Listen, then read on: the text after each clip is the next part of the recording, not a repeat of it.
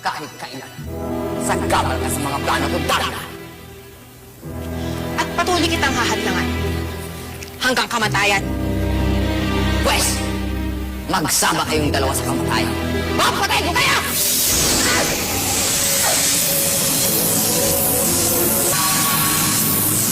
Barbuda!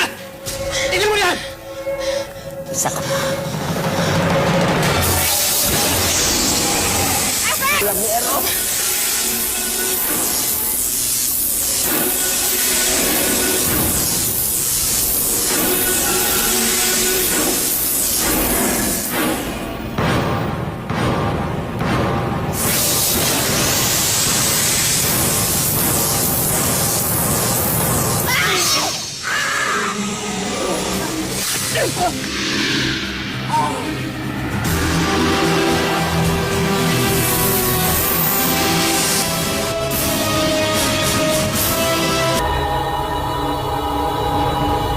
Mamamatay ka na, Barbuda.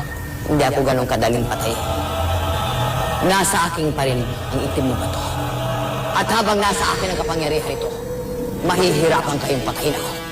Kung ganon, kukunin ko ang itim na bato sa katawan mo.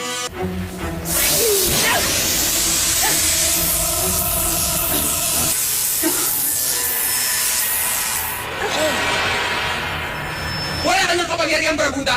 Mahina ka na! Hindi! Hindi!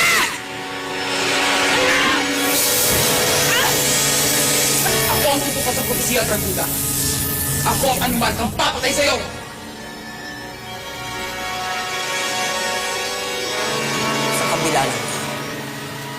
Sa kabila ng ginawa ko sa'yo. Tama ka. Hindi matatakasan ng ahas ang kanyang kalikasan. Isa kang tunay na sawa, Valentina! Taksin! Traidor! Walang nagsabi sa'yo na alagaan ako at anggain. Hindi ko yung ginusto! Kinuha na ako ng dabuhalang sawa na nilikha mo! Oo, tama ka, Valentina. Wala nagsabi sa akin, una udyok, na kuning katarukay at bigyan ng kapangyarihan ng kagaling sa akin.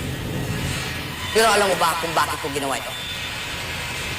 Dahil sa mas mahalagang propesiya, Anong propesiya? Ano pinagsasasabi mo? ang pagkamit ko ng iba yung kapangyarihan. Mas malakas at mas matindi pa sa pinagsanib na kapangyarihan ng itim at puting bato. Anong kapangyarihan? At saan mo kukunin yon? Sa sinapupunan mo, Valentina. Anong nasa sinapupunang kapangyarihan ng tinutukoy mo? Hindi mo na kailangan malaman pa, Valentina. Dahil mangyayari ang itinakda, wala ka na magagawa. Wala na! Ayop ka talaga!